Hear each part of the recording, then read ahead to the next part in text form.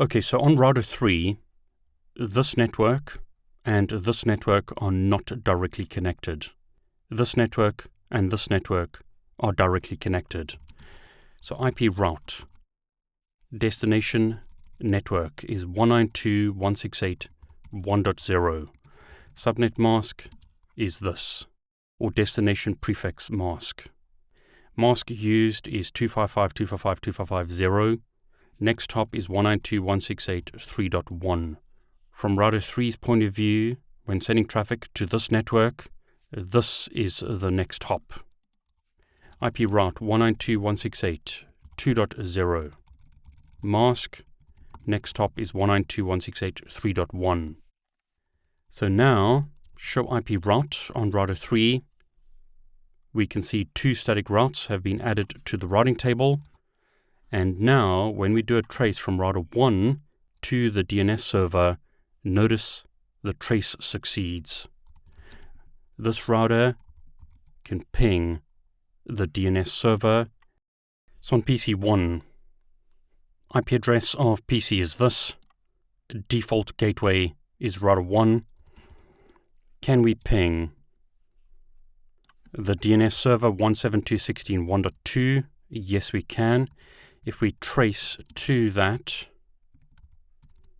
we can see that the traffic goes to router 1, router 2, router 3, and then the DNS server.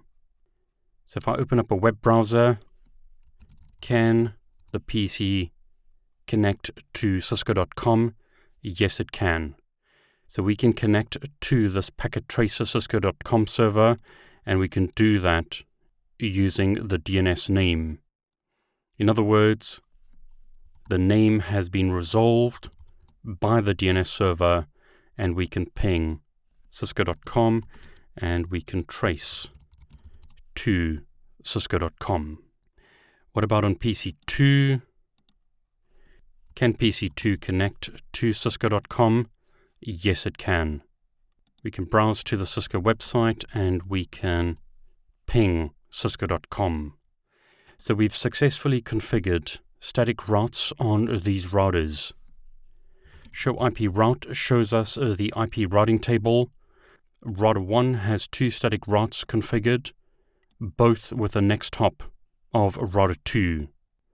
Router 2 has two static routes configured, one pointing to router 3, one pointing to router 1, and router 3 has two static routes configured, both pointing back to router 2. In other words, the next hop for both of these static routes is router 2. Router 3 should, as an example, be able to ping router 1, and router 3 should be able to ping the IP addresses of the PCs, which it can. So as an example on PC2, we can see that PC2 has this IP address, and router 3 is able to ping that IP address. In this lab, we also told to make sure that switch 1 can ping the DNS server. So in other words, this switch needs to be able to ping the DNS server. The switch is configured with this IP address, 192.168.1.253. Show IP route shows us that the default gateway is not set, and the routing table has the statement ICMP redirect cache is empty. That means that IP routing is not enabled on the router, which means that we need to configure a default gateway on the switch pointing to router 1. So we need to configure the switch with that default gateway. So show IP route now displays that the default gateway is router 1. So we should be able to ping the DNS server.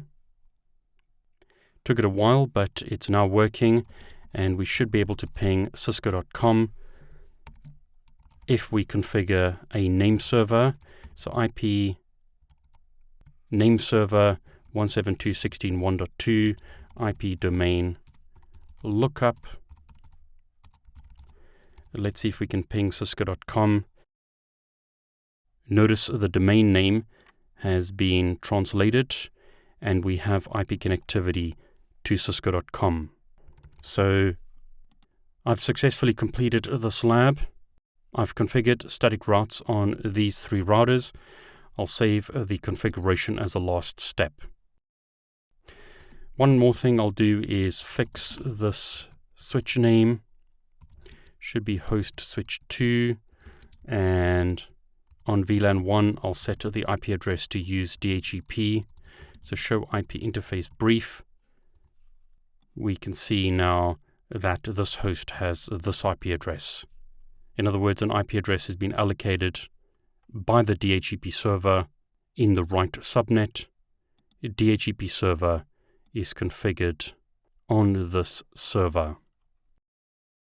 How did you do? Were you able to complete the lab?